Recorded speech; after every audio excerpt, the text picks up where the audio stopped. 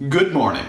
The symbol for gravitational potential energy is Flippin' physics. capital PE with a subscript of G. Sometimes you will see it as a capital U with a subscript of G. However, I prefer PE for potential energy with a subscript of G for gravitational. Gravitational potential energy. The energy stored in an object due to that object's elevation. In other words, if I lift this book upward, it gains gravitational potential energy, which is the potential to become other types of energy. For example, when I drop the book, it becomes kinetic energy as the book falls. Gravitational potential energy equals m times g times h, where m is the mass of the object, g is the acceleration due to gravity, which Bobby on planet Earth is 9.81 meters per second squared. Positive or negative? Positive. Are you positive? Absolutely. The acceleration due to gravity here on planet Earth is positive 9.81 meters per second squared.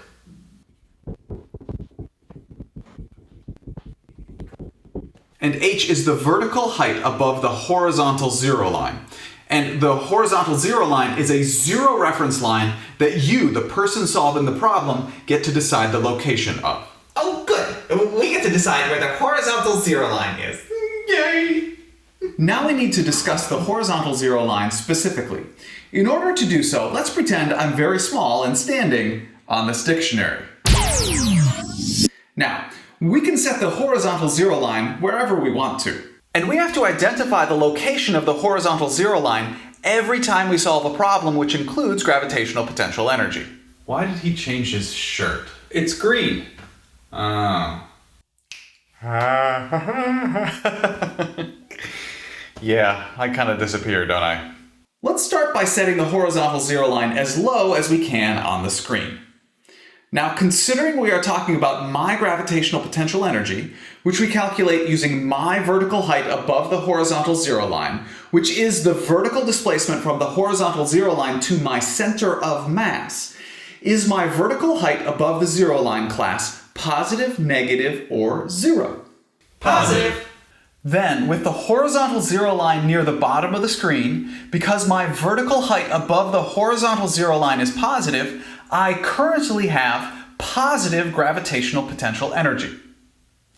If we move that horizontal zero line up toward the top of the screen, class, now is my vertical height above the zero line positive, negative, or zero? Negative. Therefore, with the horizontal zero line near the top of the screen, because my vertical height above the horizontal zero line is negative, I currently have negative gravitational potential energy. So notice, gravitational potential energy can be negative if the object is located below the horizontal zero line and therefore has negative vertical height above the horizontal zero line. Okay, now, what if we move the horizontal zero line to my center of mass? Class, is my vertical height above the horizontal zero line positive, negative, or zero? Zero. Therefore, if the object is located at the horizontal zero line, because the vertical height above the horizontal zero line equals zero, the gravitational potential energy associated with that object is then zero. So notice how the gravitational potential energy of an object is very much dependent on the location of the horizontal zero line. And who, class, decides where the horizontal zero line is for a problem? We do. Therefore, you need to identify the location of the horizontal zero line when you are working with gravitational potential energy. Every time. Every time. Every time. Every time. Every time.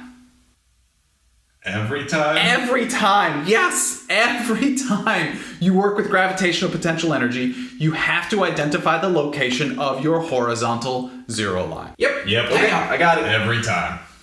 Okay, let's pretend I'm back to my normal size. And standing on the floor.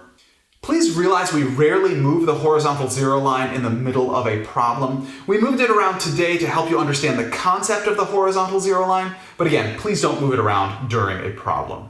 And typically, we place the horizontal zero line either at the ground or the lowest location an object will be. Typically, but not always, of course.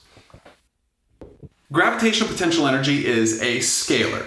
Bo, could you please determine its units? Mass is in kilograms, acceleration is in meters per second squared, and height is in meters. So kilograms times meters per second squared is newtons, so newtons times meters, which is joules. Gravitational potential energy is in joules. Great. Thank you very much for learning with me today. I enjoyed learning with you. $2.